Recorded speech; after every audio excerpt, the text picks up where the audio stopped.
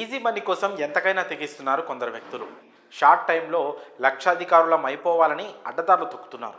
తక్కువ సమయంలో ఎక్కువ డబ్బు సంపాదించడానికి చేసే ప్లాన్లు మామూలుగా ఉండడం లేదు. అధిక వడ్డీల పేరుతో జనాలను బురిడి కొట్టించి అందిన కాడికి దోచుకుంటున్నారు. ఇటీవల గాడిద పాలతో లక్షల ఆదాయమని నమ్మబలికి వందల కోట్ల మోసానికి తెరలేపిన విషయం తెలిసిందే. మరికొందరు కేటుగాళ్ళు ఆ వ్యాపారం ఈ వ్యాపారం ఎందుకు, రెగ్గా నకిలీ కరెన్సీ ముద్రిస్తే పోలే అంటూ ఇంట్లోనే దుకాణం పెట్టేస్తున్నారు. దొంగ నోట్లు ముద్రిస్తూ మోసాలకు పాల్పడుతున్నారు. నకిలీ నోట్ల తయారీదారులను పట్టుకొని చర్యలు తీసుకుంటున్నప్పటికీ ఇలాంటి మోసాలకు అడ్డుకట్టపడడం లేదు. తాజాగా ఓ వ్యక్తి దొంగ నోట్లు ముద్రిస్తూ అడ్డంగా బుక్కయ్యాడు. దొంగ నోట్ల ముద్రణ గుట్టు రట్టు చేసింది పోలీసులు అనుకుంటే పొరపాటే. మరి పోలీసులు కాకుండా ఇంకెవరు పట్టించారనుకుంటున్నారా? ఎవరు పట్టించారో తెలిస్తే మీరు ఆశ్చర్యపోవాల్సిందే. ఇంతకీ దొంగ నోట్ల ముఠాను పట్టించింది ఎవరంటే ఓ ఏటీఎం. దొంగ నోట్లు ముద్రిస్తున్న వారిని పట్టించి కటకటాల పాలు చేసింది.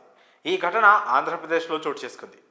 పోలీసులు తెలిపిన వివరాల ప్రకారం కృష్ణా జిల్లా గన్నవరానికి చెందిన షేక్ మస్తాన్ హనుమాన్ జంక్షన్కు సమీపంలోని వీరవల్లి గ్రామంలో ఎన్ఎంఎస్ ఎంటర్ప్రైజెస్ పేరుతో సంస్థ నడుపుతున్నాడు. ఇదే సమయంలో దొంగ నోట్లను ముద్రించాలని నిర్ణయించుకున్నాడు. అనుకున్నదే తడువుగా computer, scanner, colour printer, xerox మిషన్లను సమకూర్చుకున్నాడు. అసలు నోట్ల మాదిరిగానే 500 రూపాయల నకిలీ నోట్లను ముద్రించాడు.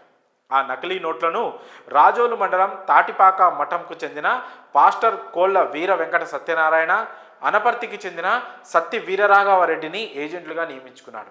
వాళ్ల సాయంతో నకిలీ నోట్లను చలామణి చేయడం ప్రారంభించాడు. ఈ క్రమంలో 50,000 రూపాయల నకిలీ 500 రూపాయల నోట్లను యాక్సిస్ బ్యాంక్ ఏటీఎంలో డిపాజిట్ చేశారు సత్యనారాయణ. ఇక్కడే వారి ఆటకు అడ్డుకట్ట పడేలా చేసింది. సత్యనారాయణ డిపాజిట్ చేసిన నకిలీ నోట్లను ఏటీఎం గుర్తించింది. వెంటనే బ్యాంకు అధికారులకు అలర్ట్ పంపింది. ఇదే సమయంలో తాను డిపాజిట్ చేసిన 50,000 రూపాయలు అకౌంట్లో జమ కాలేదని బ్యాంక్ అధికారులకు ఫిర్యాదు చేశాడు సత్యనారాయణ. ఓవైపు ఏటీఎం నుంచి అలర్ట్ రావడం, ఆ డబ్బు తనదేనంటూ సత్యనారాయణ బ్యాంకు అధికారులను సంప్రదించడంతో అనుమానాలు వ్యక్తమయ్యాయి. వారు వెంటనే పోలీసులకు సమాచారం ఇవ్వడంతో సత్యనారాయణను అదుపులోకి తీసుకొని ప్రశ్నించారు.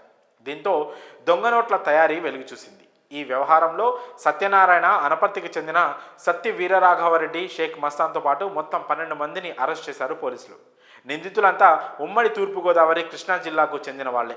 చలామణికి సిద్ధం చేసిన 1,33,000 రూపాయల విలువ చేసే నకిలీ 500 రూపాయల నోట్లను పోలీసులు స్వాధీనం చేసుకున్నారు.